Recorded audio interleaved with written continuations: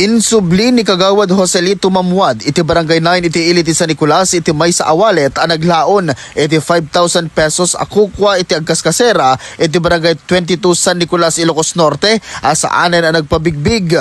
Kunat ti Kagawad, ang nagdagos na, nga insurrender iti wallet, ang napidot na iti biyang ti PNP San Nicolas, tapno iti kasta, isu iti pangalaan, tinakaregreg, kalpasan iti sumagmamanong nga oras, katitoy ang isubli iti wallet, nga awan iti suruken kurang na. Ditoy nga ikan kuma iti lalaki ti award money ni Kagawad Mamuad ngem nagkedked anang ngalaken imbagana nga alaen na laengen tapaggatang na iti diaper wenno gatas iti anak na. Langkuha ka po agad.